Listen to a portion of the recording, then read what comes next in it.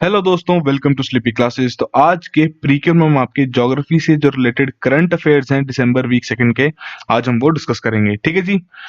तो शुरू करने से पहले एक बार टॉपिक से लेते हैं आज के। सबसे पहले हम बात करेंगे जो आईएएससी की स्टडी है, उसके आधार पर ये पता लगा है कि एल नीनो ही एक सोल रीजन नहीं है ड्रॉट्स का, उसके अलावा बाकी भी फैक्टर्स हैं, तो हम उसके बारे में थोड़ा देखेंगे।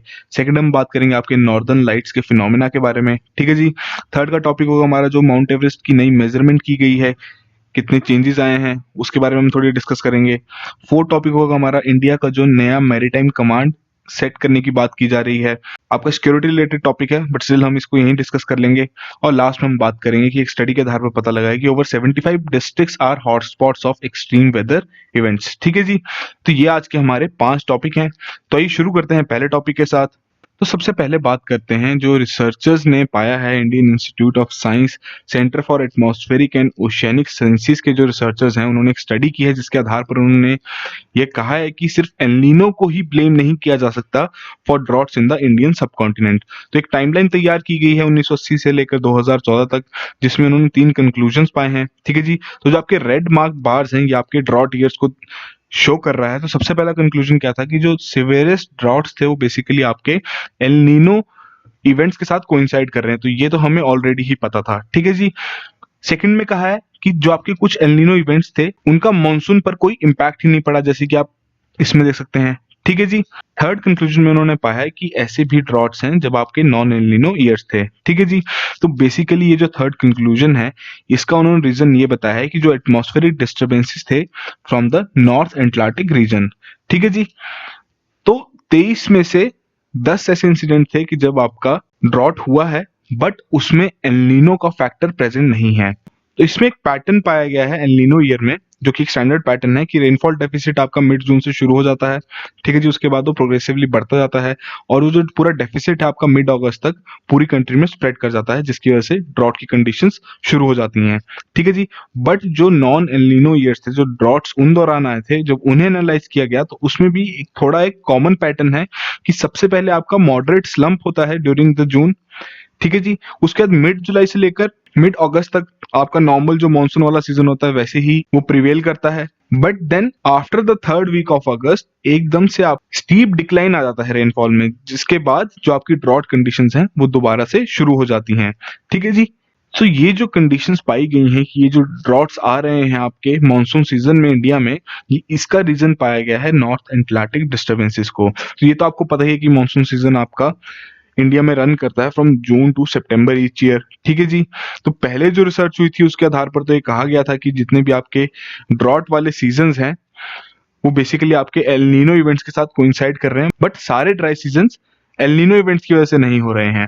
बट ये जो नई रिसर्च है, इसमें रिसर्चर्स ने क्या किया है, पिछले 100 साल का डेटा निकाला है साउथ एशिया के वेदर का, उसे एनालाइज किया है और उसके आधार पर इन्होंने ये टिप्पणी दी है कि जो ये डिस्टर्बेंसेस है नॉर्थ एटलांटिक डिस्टर्बेंसेस, इन्हीं के चलते जो आपकी हैवी रेन्स होती हैं during the monsoon season in south Asia, तो ये उसे अफेक्ट करता है। हालांकि इसका जो नेचर है इन डिस्टर्बेंसेस का वो अभी तक एक्सप्लेन नहीं कर पाए हैं, except for the fact they involve winds from upper atmosphere mixing with cyclonic circulation over the cold water of north Atlantic. ठीक है जी। सो अभी तक ये पूरी स्टडी आपकी कंक्लूड नहीं हुई है, इसमें और भी काफी रिसर्च होना बाकी है ताकि इन्हें और अच्छे से अंडरस्टैंड किया जा सके और एक सॉलिड कंक्लूजन पे ये पहुंच सकें। तो नॉर्मल कंडीशंस और एल नीनो कंडीशंस हम ऑलरेडी काफी बार डिस्कस कर चुके हैं, बट स्टिल अगर आपने नहीं कवर की हैं तो आप यहाँ से उन्हें अपने नोट्स में नोट कर सकते हैं। ठीक है जी। सो ये बेसिक सी इन्फॉर्मेशन थी रिलेटेड टू दिस स्टडी। भाई सेकंड टॉपिक में हम बात करते हैं आपने के नॉर्दर्न लाइट्स के बारे में। काफी सिंपल सा टॉपिक है, आपने इसके बारे में पढ़ा भी होगा, बट कुछ चेंजेस हैं इससे रिलेटेड, कुछ इन्फॉर्मेशन है जो कि हम अभी आपको बताएंगे। तो आपको पता ही है बेसिक सा ये फिनोमिना है जिसमें लाइट्स अपीयर होती हैं स्काई में, जिसे हम ऑरोरा बोरेलिस भी कहते हैं। ठीक है जी। तो बेसिकली ये जो फिनोमिना है ये विटनेस किया जाता है इन द पोलर रीजन्स, जो कि आप हाई लैटिट्यूड रीजन्स हैं यूरोप के, साथ साथ जैसे आपके यूएस के भी नॉर्दर्न पार्ट्स हैं, इलिनॉय वगैरह, तो वहां पे भी ये देखे जाते हैं। ठीक है जी। तो रीजन काफी सिंपल है, बेसिकली आपका सोलर फ्लेयर की वजह से होता है जो कि इमर्ज करता है फ्रॉम अ सनस्पॉट। तो इस फ्लेयर के साथ आपकी कोरोनल मास इजेक्शन भी होती है, जो कि बेसिकली एक लार्ज बबल है ऑफ रेडिएशन एंड पार्टिकल्स जो कि सन द्वारा एमिट की जाती है and they explode into the space at very high speed. ठीक है जी। तो रिसेंटली जो space weather prediction centre at US National Oceanic and Atmospheric Administration है, उन्होंने कहा है कि ये जो इलेक्ट्रोमैग्नेटिक स्टॉर्म है ये अब काफी ग्रो करता जा रहा है और इसको मेजर स्टेटस दे दिया गया है, जिसके चलते ये जो नॉर्दर्न लाइट्स हैं आपकी ये अब ज्यादा एरियाज में विजिबल होंगी। ठीक है जी। सो बेसिकली अगर हम बात करें, थोड़ा रिवाइज करें कि आपका व्हाट कॉजेज एन ऑरोरा, तो जैसे कि हमने बताया कि जो आपकी सन सरफेस से जो पार्टिकल्स रिलीज किए जाते हैं जिसे हम सोलर विंड कहते हैं, जब वो अर्थ एटमॉस्फेयर में एंटर करते हैं तो उसी की वजह से आपके ऑरोरास आकर करते हैं। थोड़ा डिटेल में देखें कि जब भी जो आपके fast moving solar wind particles हैं ये अर्थ की तरफ बढ़ते हैं तो उसमें एक सन की मैग्नेटिक फील्ड भी होती है जो कि डिसरप्ट करती है मैग्नेटोस्फेयर को। अब मैग्नेटोस्फेयर आपका बेसिकली एक स्पेस में रीजन है अराउंड द अर्थ जहां पर मैग्नेटिक फील्ड हमारे प्लेनेट की काफी डोमिनेंट है। ठीक है जी।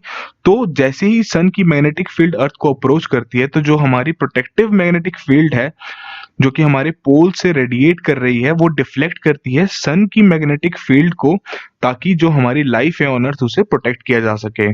ठीक है जी। तो जब ये प्रोसेस हो रही होती है तो उस दौरान जो प्रोटेक्टिव फील्ड है it couples together to form funnels. तो ये फनलिंग की जो प्रोसेस है इसके चलते जो सोलर चार्ज पार्टिकल्स हैं वो आपके अर्थ एटमॉस्फेयर में एंटर कर जाते हैं and they interact with different gases in the atmosphere, जिसके चलते जो आप ये फिनोमिना देखते हैं स्काई में लाइट्स का ये वहीं से इमर्ज करता है। ठीक है जी। पिक्टोरियल रिप्रेजेंटेशन देखें, यहाँ से आप देख सकते हैं ये आपके इनकमिंग सोलर पार्टिकल्स हैं, कुछ हमारी मैग्नेटिक जो अर्थ की मैग्नेटिक फील्ड है उसके द्वारा डिफ्लेक्ट कर दिए गए हैं यहाँ पे। ठीक है जी।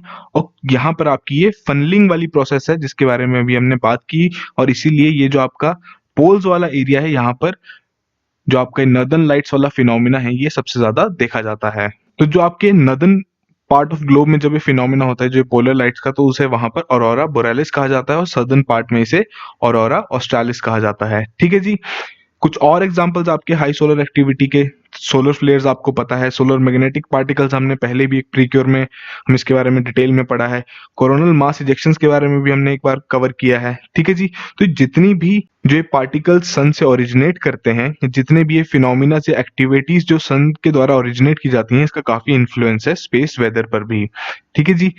जो रिसेंट प्रिडिक्शन आई है, जो रिसेंट फोरकास्ट किया गया है स्पेस वेदर प्रिडिक्शन सेंटर द्वारा कि लेवल G3 स्टॉर्म की वजह से अब पॉसिबल हो सकता है कि ये जो ऑरोरल डिस्प्लेस हैं ये आपके लोअर लैटिट्यूड्स पे भी देखे जा सकते हैं। ठीक है जी।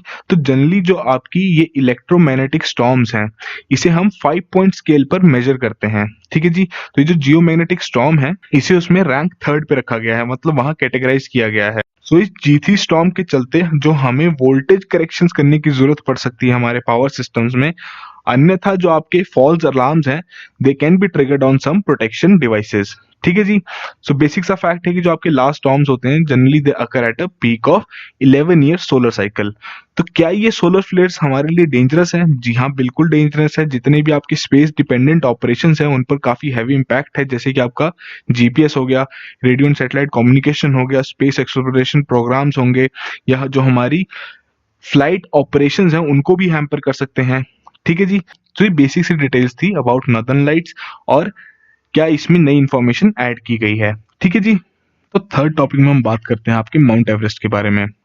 ठीक है जी। तो रिसेंटली ही जो फॉरेन मिनिस्टर्स हैं नेपाल और चाइना के, उन्होंने ज्वाइंटली एक सर्टिफाई किया है कि जो एलिवेशन है माउंट एवरेस्ट की वो 8848.86 मीटर्स है अबव द सी लेवल्स, और जो पहले इसकी मेजरमेंट रिकॉग्नाइज की गई थी सिंस 1954 तो उसमें 86 सेंटीमीटर्स और ऐड हुए हैं। ठीक है जी। सो काफी टाइम से एक डिफरेंस ऑफ ओपिनियन था दोनों ही देशों के बीच में, जिसमें चाइना का ये क्लेम था कि माउंट एवरेस्ट की हाइट है आपकी 29,017 फीट।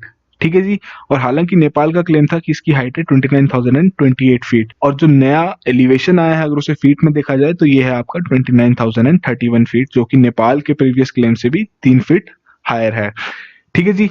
तो मोस्टली डिबेट्स में यही रहता था कि जो इसकी मेजरमेंट की जाएगी माउंट एवरेस्ट की तो वो रॉक हाइट पे की जाएगी या रॉक हाइट के ऊपर जो स्नो डिपॉजिटेड है उसके हिसाब से की जाएगी।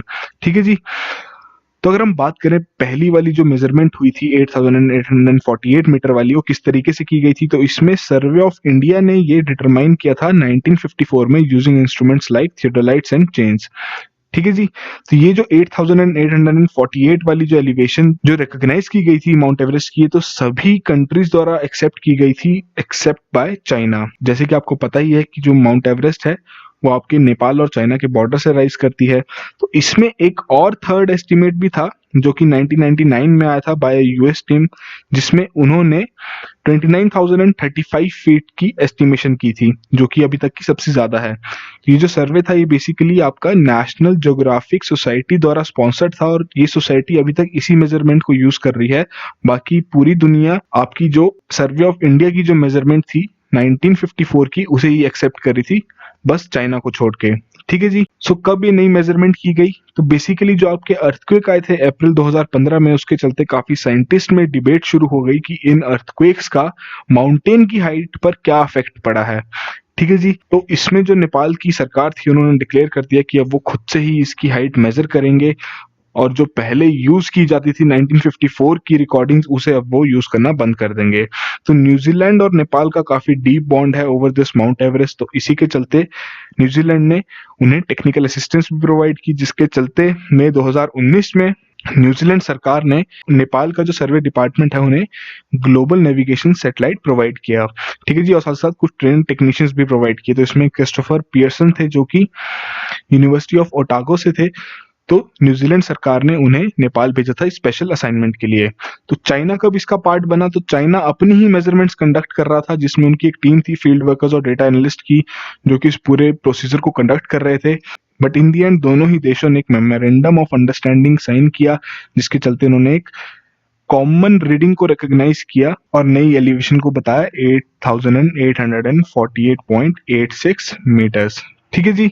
सो बेसिक डिटेल्स थी about this new elevation of mount Everest. तो ये अगला टॉपिक देखते हैं।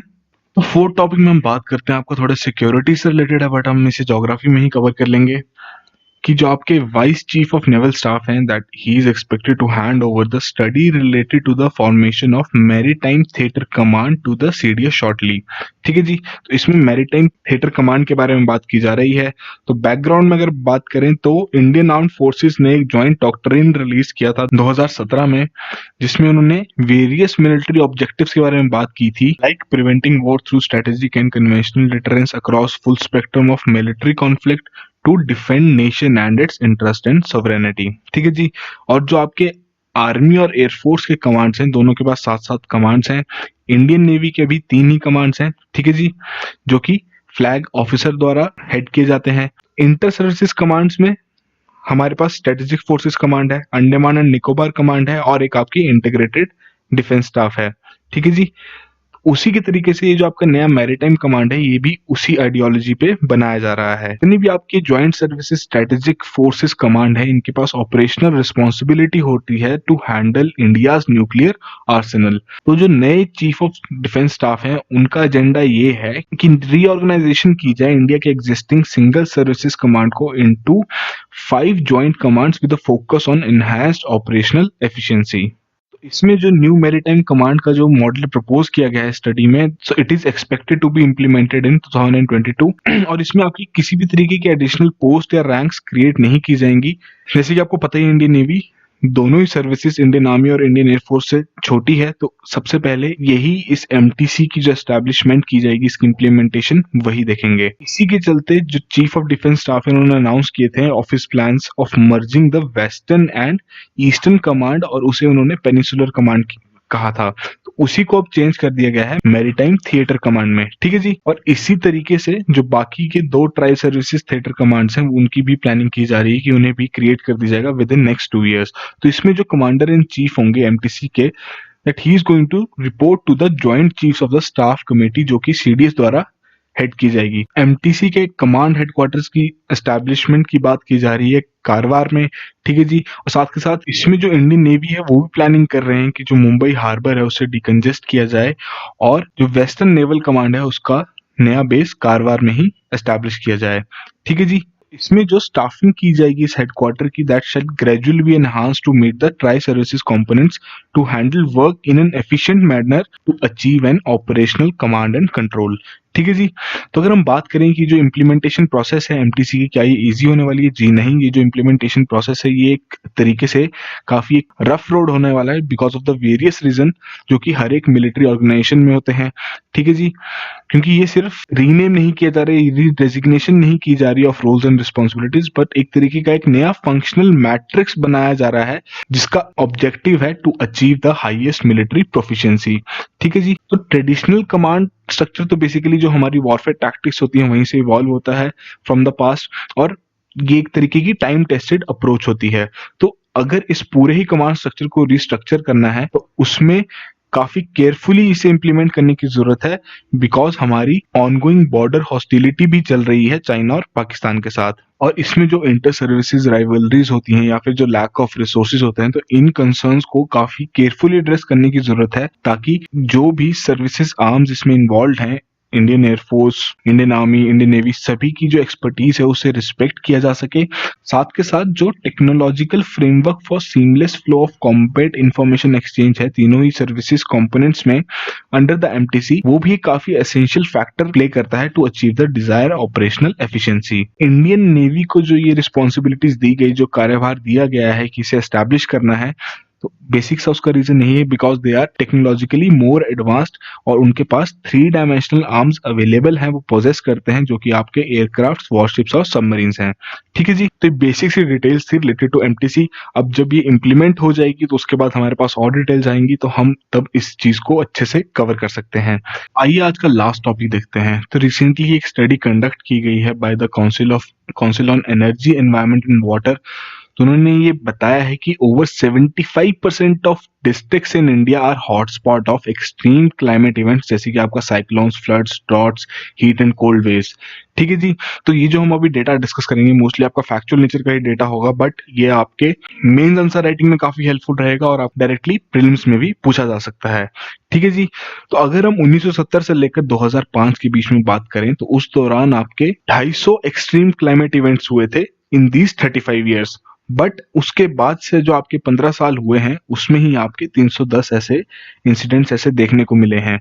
स्टडी के आधार पर यह भी पता चला है कि पिछले 50 सालों में जो फ्रीक्वेंसी ऑफ फ्लड इवेंट्स हैं वो आपके ऑलमोस्ट 8 टाइम्स इंक्रीज कर गए हैं, और जो उससे रिलेटेड इवेंट्स हैं, जो उससे एसोसिएटेड इवेंट्स हैं, जैसे कि आपका लैंडस्लाइड हो गया, हैवी रेनफॉल हो गया, हेल स्टॉर्म्स, क्लाउड बर्स्ट, वो भी आपके 20 टाइम्स इंक्रीज कर चुके हैं। ठीक है जी। 1970 से लेकर 2004 के बारे में बात करें तो जो आपके per year extreme flood events होते थे वो सिर्फ 3 ही होते थे on an average, but after 2005 ये जो ईयरली एवरेज है आपकी 11 तक इंक्रीज कर चुकी है। उसी तरीके से जो आपके 2005 तक जो एनुअल एवरेज डिस्ट्रिक्ट्स जो कि अफेक्टेड थे बाय दीज फ्लड्स वो आपके सिर्फ 19 थे। आफ्टर 2005 ये आपके 55 डिस्ट्रिक्ट्स पर ईयर हो चुके हैं। ठीक है जी। 2019 में इंडिया ने ही 16 एक्सट्रीम फ्लड इवेंट्स विटनेस किए हैं, जिसके चलते 151 डिस्ट्रिक्ट्स अफेक्ट हुए हैं। इंडिया के जो सबसे 8 मोस्ट फ्लड प्रोन डिस्ट्रिक्ट्स हैं इन द लास्ट डेकेड्स वो आपके असम के ही हैं, बारापेटा, दरंग, धेमाजी, गोलपारा, गोलाघाट, शिवसागर। ठीक है जी। ये जो आपका फैक्ट है ये आपको प्रीलिम्स में डायरेक्टली पूछा जा सकता है। और इस स्टडी से क्या पता लगा है कि India is the 5th most vulnerable country globally in terms of extreme climate events. ठीक है जी। कि जैसे कि ये पाया गया है कि जो एनालिसिस हुआ है इस स्टडी का, इसके आधार पर ये देखा गया है कि जो रेनी डेज हैं ड्यूरिंग मानसून्स वो डिक्रीज हो गए हैं, बट जो single day extreme rainfall events है कि एक दिन में जो बारिश होनी है वो काफी ज्यादा इंक्रीज हो चुकी है, जिसी के चलते आपकी फ्लडिंग हो रही है। ठीक है जी। ड्रॉट के बारे में बात करें 2005 तक आपके जो number of districts affected by drought थे वो सिर्फ 6 ही थे, उसके बाद से आपका 79 तक पहुंच चुका है। मैप में यहाँ देख सकते हैं आप कितने सारे आपके डिस्ट्रिक्ट्स हैं जो कि अफेक्टेड हैं फ्रॉम एक्सट्रीम क्लाइमेट इवेंट्स। ठीक है जी। तो इसमें आपकी एक माइक्रो क्लाइमेटिक जोन शिफ्टिंग के बारे में बात करते हैं। तो माइक्रो क्लाइमेटिक जोन्स क्या हुए कि जो एरियाज हैं जहां पर वेदर डिफरेंट है फ्रॉम द सराउंडिंग एरियाज, तो बेसिकली ये जो आपका माइक्रो क्लाइमेटिक जोन्स हैं ये शिफ्ट कर रहे हैं अक्रॉस द वेरियस डिस्ट्रिक्ट्स, और ये जो शिफ्ट है माइक्रो क्लाइमेटिक जोन्स में, इसी के चलते आपकी सिवियर डिसरप्शंस हो रही हैं अक्रॉस द सेक्टर्स। कि every 2 degree Celsius rise in annual mean temperature will reduce the agricultural productivity bye 15 to 20%। तो हम इसका देख सकते हैं काफी मल्टी डायमेंशनल इम्पैक्ट होगा, इकोनॉमी पे आपका अलग इम्पैक्ट होगा, सोशल लाइफ पे अलग इम्पैक्ट होगा। ठीक है जी, रीजंस हैं जो कि आइडेंटिफाई किए गए हैं behind the shift in micro climatic zones, जैसे कि आपके लैंड यूज पैटर्न्स होंगे, डिसअपियरिंग वेटलैंड्स होगी, जो आपके नेचुरल इकोसिस्टम्स हैं उन्हें एनक्रोच कर लिया जा रहा है, अर्बन हीट आइलैंड्स जो कि आपकी हीट ट्रैप करते हैं ये बढ़ते ही जा रहे हैं। तो इन सभी चीजों को एड्रेस करने की काफी ज्यादा जरूरत है अभी। ठीक है जी, तो सो ये बेसिक सी डिटेल्स थी अबाउट दिस स्टडी। तो इसमें जितने भी फैक्ट्स हैं आपके दोनों ही तरीके से काम आ सकते हैं, मेंस आंसर राइटिंग में भी और जो प्रीलिम्स में भी आपको डायरेक्टली स्टेटमेंट के द्वारा पूछे जा सकते हैं। तो आज के हमारे जो 5 करंट अफेयर्स के टॉपिक्स थे वो यहीं खत्म होते हैं। तो इसी तरीके से रेगुलरली करंट अफेयर्स के साथ टच में रहिए। जो शाम को आपके 5 क्वेश्चंस आते हैं, एमसीक्यूज आते हैं, उन्हें भी रेगुलरली प्रैक्टिस करते रहिए। आपकी जितनी ज्यादा प्रैक्टिस होगी उतनी ही ज्यादा आप फ्लुएंट होते जाएंगे, उतनी ही आप इंफॉर्मेशन रिटेन कर सकते हैं। ठीक है जी, जाते जाते एक पीस ऑफ इन्फॉर्मेशन आप सभी भाई बंधुओं के लिए जो हमारे मेंस 2020 के कोर्सेज हैं, whether it's main GS course और टेस्ट सीरीज, सभी के जो प्राइसेस हैं वो काफी उस पर हैवी डिस्काउंट प्रोवाइड किया है। ठीक है जी, साथ के साथ जो आपका पंजाब पीसीएस का कोर्स है उसमें भी काफी हैवी डिस्काउंट्स प्रोवाइड किए गए हैं। बाकी डिटेल्स आप हमारी वेबसाइट पे चेक कर सकते हैं। और आज के आज ही आपके लिए एक नया वीडियो भी आएगा जिसमें सारे कोर्सेज हमारे एक्सप्लेन्ड होंगे। ठीक है जी, so that will be all the very best.